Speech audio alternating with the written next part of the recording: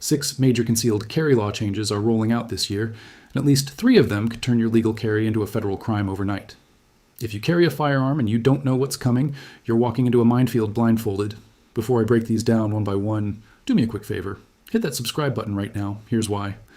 Carry laws are shifting faster in this single year than they have in the past decade combined. If you miss even one update, your permit could become worthless the moment you cross a state line. I don't want that to happen to you. So subscribe, turn on notifications, and let's make sure you stay legal, stay safe, and stay ahead of everyone else still living in last year's rulebook. Now listen closely, because some of this is going to sound unbelievable, but it's all happening right now in courtrooms and state legislatures across the country.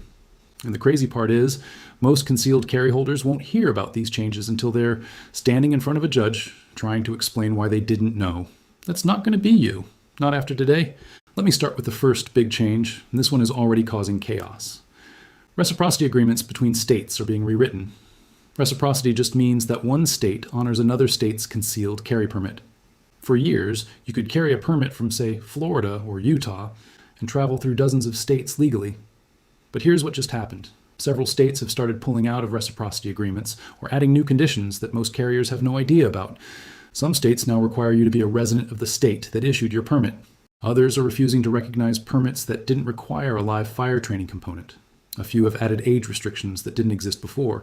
So imagine this scenario. You've been carrying legally across 6 states for 10 years. You take the same road trip you always take. But somewhere along the way, one state quietly changed its rules. Suddenly, you're carrying illegally and you don't even know it. Here's what most people get wrong. They assume reciprocity maps online are always up to date. They're not. Some are months behind. Before any trip this year, call the Attorney General's office of every state you'll pass through. Ask specifically about current reciprocity status. It takes 30 minutes. It could save you 30 years. Second change, and this one surprised me when I first read it. Sensitive location laws are expanding dramatically. After recent Supreme Court decisions on concealed carry, many states responded by creating huge lists of places where firearms are banned, even with a valid permit. We're talking about public transportation, parks, restaurants that serve alcohol, medical facilities, places of worship, and even some parking lots attached to those locations. Here's the part nobody's talking about. Some of these sensitive location laws don't require signs to be posted. That means you could walk into a building that looks totally normal, and you're already breaking the law the moment you step inside with your firearm. In some states, the penalties have been increased from a minor infraction to a felony. Let me give you a hypothetical example to explain this. Imagine you pull into a shopping plaza to grab coffee. The coffee shop itself is fine, but the plaza shares a parking lot with a daycare. In certain states, that parking lot is now a sensitive location, even if there's no sign. You just committed a crime and you never left your car. That's how strict some of these new rules have become. Third change. This one is huge for anyone who travels. Permitless carry states are shifting their rules for non-residents. A lot of people assume that if a state has constitutional carry, meaning no permit is required, then anyone can carry there. That's not always true anymore. Several permitless carry states have quietly added requirements that out-of-state visitors must still hold a valid permit from their home state. Others have placed restrictions on specific types of firearms or magazine capacities for visitors. So if you're traveling this year, don't just check whether the state is permitless. Check whether their permitless rules apply to you. The fine print matters more than ever. Quick question before we go any further. Are you subscribed yet? Because my next video covers the 3 sentences you should never say to a police officer during a traffic stop if you're carrying concealed. One wrong phrase, and your permit could be revoked permanently. Hit that subscribe button now so you don't miss it. Your freedom might depend on it. Fourth change, and this one is flying completely under the radar. Training and qualification standards are being raised. For decades, getting a concealed carry permit in many states was relatively simple. A basic safety class, some paperwork, and a background check. But this year, multiple states are overhauling their training requirements. We're seeing mandatory live fire qualifications, written exams that actually test legal knowledge, and even scenario-based training requirements. Now, here's where it gets interesting. These new standards often apply to renewals as well. That means if your permit comes up for renewal this year, you might be surprised to find that your old certification no longer qualifies. You could be required to retake classes, pass new tests, or complete additional hours of instruction. Some states are also adding fees that didn't exist before. Now, quick legal note. This is educational information, not legal advice. Always consult an attorney for your specific situation.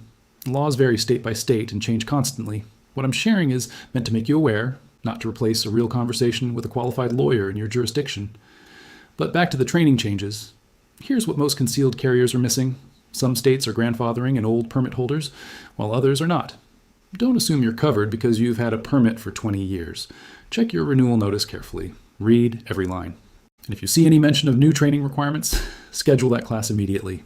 Waiting until the last minute could leave you without a valid permit for weeks or even months. And carrying during that gap is a serious crime. Fifth change, and this might be the most controversial one on the list.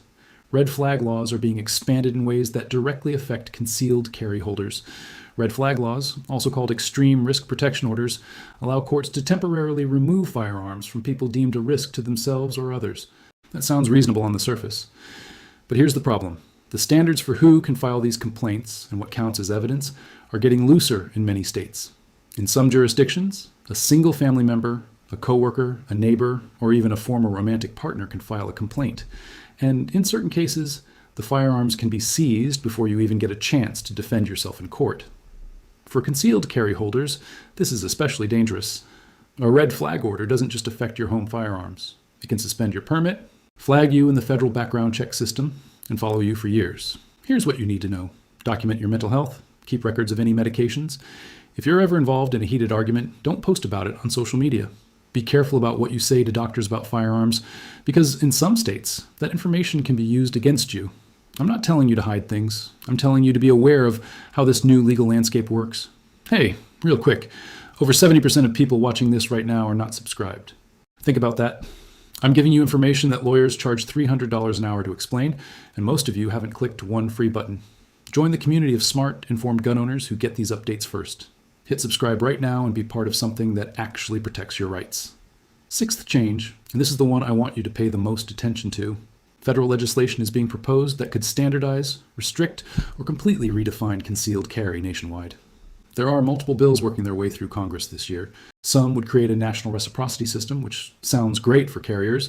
Others would impose federal minimum standards that are stricter than what many states currently require. And a few would create new categories of prohibited persons, potentially affecting people who can legally carry today. Here's the scary part. Whichever direction these bills go, your current concealed carry situation could change dramatically. If national reciprocity passes, it might come with strings attached, like mandatory federal training. If restrictive federal standards pass, your state permit might no longer meet the new baseline. Either way, doing nothing is not a safe option. Let me break this down for you. Watch the news. But don't just watch it. Actually read the proposed legislation, or at least summaries from reliable legal sources. Join advocacy organizations that track these bills in real time. Contact your representatives. Your voice matters in how these laws take shape. Silence is how bad laws pass quietly. And here's something else nobody's talking about. Some of these federal proposals include data sharing between states.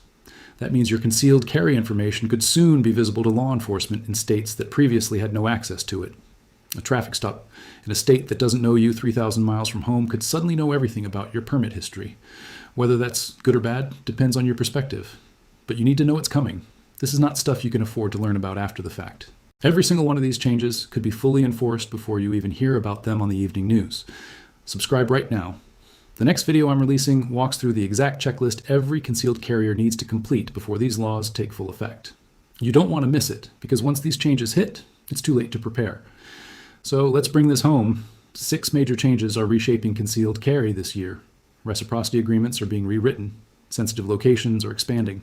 Permitless carry rules are tightening for non-residents. Training standards are being raised. Red flag laws are getting broader.